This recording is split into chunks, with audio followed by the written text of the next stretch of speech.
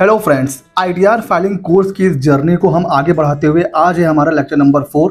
और आज इस लेक्चर में हम लोग देखने वाले हैं आईटीआर 4 कैसे फाइल किया जाता है। इससे पहले मैंने आईटीआर 4 फाइलिंग पर ऑफलाइन कैसे फाइल करना है वो वीडियो बनाया हुआ है।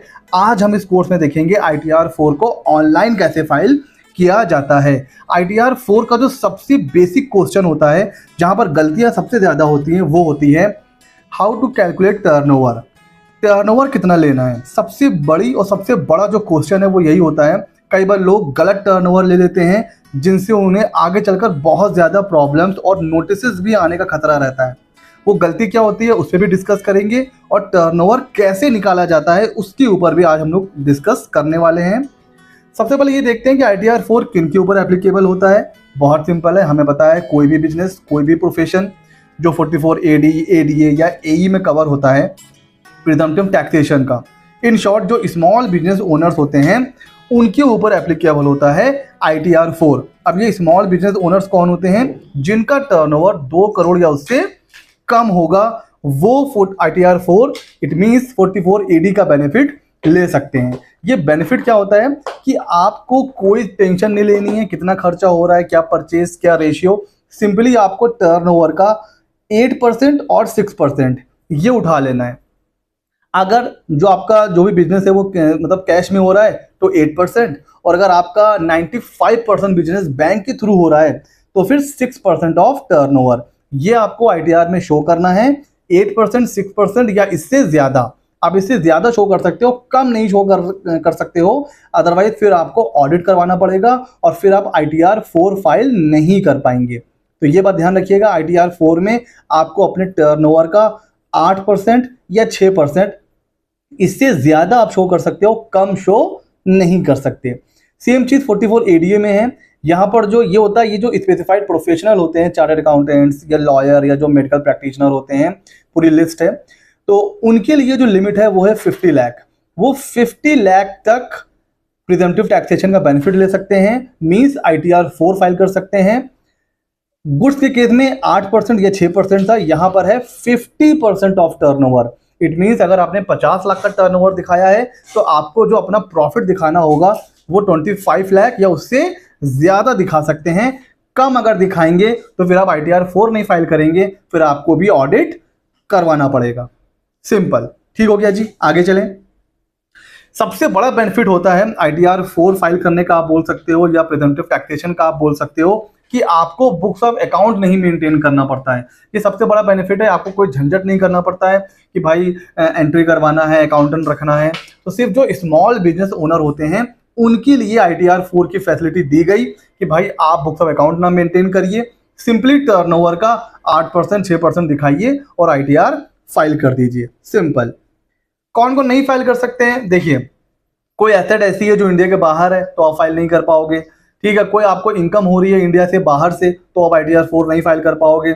आप किसी कंपनी में डायरेक्टर हैं, किसी LLP में पार्टनर हैं, आपके पास कोई इक्विटी शेयर है अनलिस्टेड, आपकी जो एग्रीकल्चर इनकम है वो 5000 से ज़्यादा है, ठीक है, आपका TDS कटा हुआ है 194N में, आपके पास डिविडेंड की इनकम है 10 लाख से ऊपर की, या आपके ऊपर 44 AD, ADA, AE अप्लाई ही नहीं हो रहा है। इट मीन्स आपका जो टर्नओवर है वो 2 करोड़ से ऊपर चला गया है या 50 लाख से ऊपर चला गया है, तो भी आप आईटीआर 4 फाइल नहीं कर पाएंगे। फिर आपके लिए अगर जो फॉरेन एसेट से इनकम है, तो हमने लास्ट लेक्चर में क्या पढ़ा था, आप आईटीआर 2 फाइल कर सकते हैं। पहला तो डायरेक्टर हैं तो भी आप आईटीआर 2, आईटीआर 3 फाइल कर सकते हैं। सिंपल, ठीक हो गया जी। अब जो सबसे बड़ा कंफ्यूजन, जो सबसे बड़ा जो गलती होने के चांसेस जहां पर होते हैं, वो क्वेश्चन है how to calculate turnover. How to calculate turnover. तो सिंपली देखिए, आप अपना आईटीआर 4 फाइल कर रहे हैं या अपने क्लाइंट्स का, पहली रिक्वायरमेंट जो आपको देखनी है वो आपको अपना जीएसटी रिटर्न्स, उसको डिटेल में एनालाइज करना है। जितना टर्नओवर, जितनी सेल आपने अपने जीएसटी रिटर्न में दिखा रखी है वही आपको आईटीआर 4 में लेना है, वरना इससे प्रॉब्लम क्या होगी अभी मैं आगे चल के डिस्कस करूंगा। अगर आपका टर्नओवर आईटीआर 4 में कुछ और है और जीएसटी रिटर्न में कुछ और है तो फिर आपको आगे चल के प्रॉब्लम हो सकती है। अब ये हो सकता है कि जो क्लाइंट हैं या आप खुद वो जीएसटी में रजिस्टर्ड है ही नहीं, फिर आपको अपने क्लाइंट या खुद आपको सेल इनवॉइस देखना पड़ेगा, पूरे साल की सेल इनवॉइस उठा लीजिए, उसमें जितना टर्नओवर आ रहा है वो आपको क्या करना है, उठा करके ITR 4 में ले लेना है। अब हो सकता है कि आप एकदम B2C में काम कर रहे हैं, आपके पास सेल इनवॉइस भी नहीं है, फिर आपको बैंक अकाउंट या सेल का रजिस्टर अगर मेंटेन करते हैं वो आपको देखना है। करंट अकाउंट ले लीजिए, सेविंग अकाउंट ले लीजिए, जितना भी पैसा क्रेडिट हो रहा है सबको ऐड करिए, क्लाइंट से कंफर्म करिए कोई इसमें ऐसा पैसा तो नहीं आ रहा है जो हो सकता है किसी से उन्होंने लोन या एडवांस लिया हुआ है। तो जितना भी सेल का पैसा आ रहा है वो ऐड कर लीजिए, उससे कम टर्नओवर आप नहीं दिखा सकते। तो इस सीक्वेंस में आपको टर्नओवर को वेरीफाई करना है। अगर आपने टर्नओवर गलत ले लिया तो ध्यान रखिए आपको बहुत ही सीरियस कॉन्सिक्वेंसेस भी फेस करने पड़ सकते हैं। हमेशा अगर आपका क्लाइंट या आप खुद GST में रजिस्टर्ड हैं तो आपका टर्नओवर GST से मैच होना चाहिए, वरना होगा क्या, अगर GST से ज्यादा टर्नओवर ITR 4 में है तो GST डिपार्टमेंट नोटिस इशू कर देगा कि भाई बैलेंस पे GST पे करिए, और अगर इनकम टैक्स में टर्नओवर कम है GST में ज्यादा है तो इनकम टैक्स से नोटिस आ सकता है कि भाई आप इनकम टैक्स पे करिए। तो अगर दोनों मिसमैच हुए तो या तो GST वाला आपसे GST मांगेगा या इनकम टैक्स डिपार्टमेंट आपसे इनकम टैक्स की डिमांड करेगा। तो हमेशा इस बात का जरूर ध्यान रखिए कि आपका टर्नओवर GST रिटर्न से मैच होना चाहिए। हाँ, अगर हो सकता है कि GST रिटर्न प्रॉपर्ली फाइल नहीं है तो फिर आप अपने क्लाइंट से डिस्कस करिए और जो एक्चुअल टर्नओवर है वो लीजिए, और फिर GST रिटर्न को क्या करना है, आपको रेक्टिफाई करना है, अमेंडमेंट करना है GST में, चाहे GSTR 9 और चाहे जो अपकमिंग रिटर्न्स होते हैं GSTR 1, 3B उसके थ्रू। ठीक है, तो ये है ITR 4 फाइल करने से पहले जो टू डू लिस्ट होती है, जो चेकलिस्ट हमें फॉलो करनी है वो। अब मैं आपको सीधे लेके चल रहा हूं पोर्टल के ऊपर और अब हम देखेंगे कि भाई हमें ITR कैसे फाइल करना होता है।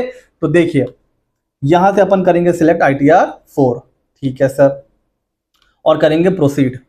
प्रोसीड करने के बाद हमें पता है कि लेट्स गेट स्टार्टेड पे हमें जाना होता है और फिर यहां पर हमें taxable income is more than basic exemption limit के ऊपर जाना होता है और फिर करेंगे कंटिन्यू के ऊपर क्लिक। ठीक है सर, उसके बाद टैब्स खुल के आ जाएंगी। हमने ITR 1, ITR 2, 3, 4, 5 सब में देखा है कि ऐसे ही कुछ टैब आते हैं, सारे टैब हमें फिल करने होते हैं और फिर हमारा ITR फाइल हो जाता है। सबसे पहला टैब है पर्सनल इंफॉर्मेशन का, यहाँ पर आपको जाना है और आपको किस सेक्शन में फाइल करना है, न्यू टैक्स रिजीम में जाना चाहते हैं, नहीं जाना चाहते हैं, नेचर ऑफ एम्प्लॉयमेंट, ये सारी चीजें यहाँ पर आपको करनी है सिलेक्ट और कर देना है कंफर्म। बैंक अकाउंट वगैरह जिसमें आपको अपना रिफंड, अगर रिफंड बन रहा है तो वो सारी चीजें यहाँ पर आपको टिक करनी होती हैं, वेरीफाई करनी होती हैं। ठीक है, तो मैं इसको फटाफट करके नीचे आके कर देता हूं कंफर्म। जैसे जैसे एक एक टैब कंफर्म होता जाता है वहां पे कंफर्म लिख करके आ जाता है। फिर हम चलेंगे ग्रॉस टोटल इनकम की तरफ, और ग्रॉस टोटल इनकम पे ये कुछ चेकलिस्ट आती है कि भाई आपको कौन कौन से अलाउंसेस एग्जम्पशंस हैं या नहीं है। इसको हम लोग हमेशा करते हैं स्किप करके आगे चलते हैं सर, और फिर ये हमें हमारी इनकम के टैब पर लेके चला आता है। आइए देखते हैं कि ITR 4 में कौन कौन सी इनकम ये हमें फिल करने का ऑप्शन दे रहा है। तो ये देखिए सैलरी की इनकम ये हम यहाँ पे दे सकते हैं, हाउस प्रॉपर्टी की इनकम यहाँ दे सकते हैं, PGBP की इनकम हम यहाँ दे सकते हैं and other source. It means capital gain का यहाँ पर कोई ऑप्शन नहीं है। तो हमने लास्ट लेक्चर में क्या देखा था कि अगर आपका कैपिटल गेन भी है फिर आपको क्या फाइल करना है, ITR 2, और अगर आपके पास कैपिटल गेन और प्लस 44 AD की इनकम है फिर आपको फाइल करना होगा ITR 3। ITR 3 कैसे फाइल करना है वो हम लोग आने वाले लेक्चर में कवर करेंगे। तो अब सैलरी इनकम कैसे फिल करनी है ये मैं आपको नहीं बताऊंगा, ITR 1 में भी हमने देखा है, ITR 2 में भी देखा है, सेम वैसे ही यहां पर भी हमें फिल करना है।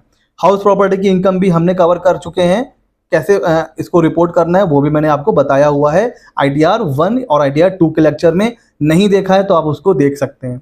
मैं यहां पर बात करूंगा जिसके लिए ITR 4 फाइल किया जाता है, इनकम फ्रॉम बिजनेस और प्रोफेशन। ऐड डिटेल पे जाएंगे, ऐड डिटेल में जाने के बाद 3 सेक्शन होते हैं जिसके लिए हम ITR 4 फाइल करते हैं, 44 AD, 44 ADA और फिर 44 AE। अगर मैं बिजनेस की बात करूं यहां पर हमें नेम ऑफ द बिजनेस देना है। जैसे अगर मैं अपनी बात करूं, मैं यहां पर अपने चैनल का नाम दे देता हूं CA Mehta 24, और यहाँ से मैं कर लूँगा नेचर सेलेक्ट कि जो भी नेचर ऑफ मेरा सर्विस का है या बिजनेस का है वो मैं कर लूँगा। यहाँ से मैं अदर सर्विसेज कर लेता हूँ। ठीक है सर। डिस्क्रिप्शन में मैं लिख देता हूँ यूट्यूब चैनल या कुछ भी, जो भी आपको वो आप लिख सकते हो। नीचे आइए, क्रॉस टर्नओवर। अभी मैंने बताया इसको कैसे कैलकुलेट करना है, उसको उस पार्ट को बिल्कुल मिस मत करिएगा। अगर टर्नओवर गलत हो गया तो फिर नेट प्रॉफिट भी गलत हो जाएगा, पूरा आईटीआर ही आपका गलत हो जाएगा। तो अगर आपका सब कुछ इलेक्ट्रॉनिक मीडियम से हो रहा है तो फिर आपको सिंपली यहाँ पर लिख देना है भाई जितने भी आपकी सेल हो रही है, लेट सपोज 10 लाख, और आपको जो प्रॉफिट ले लेना है वो कितना लेना है, 6%। तो 10 लाख का 6% अगर आप कहोगे तो 60,000 हो जाता है, ये हो जाएगा।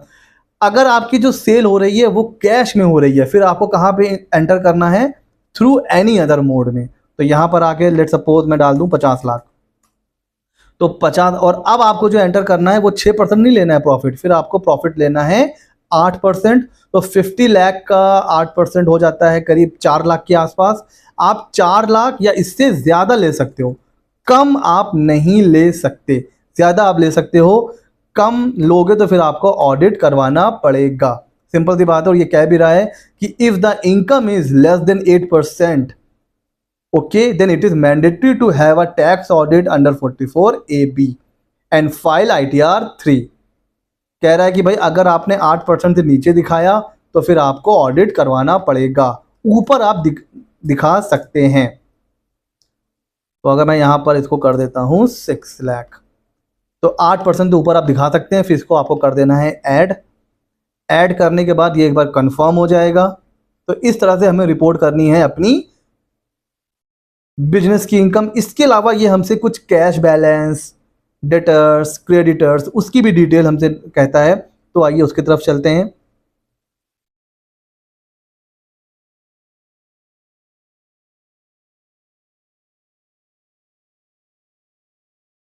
इसको कंफर्म कर देते हैं।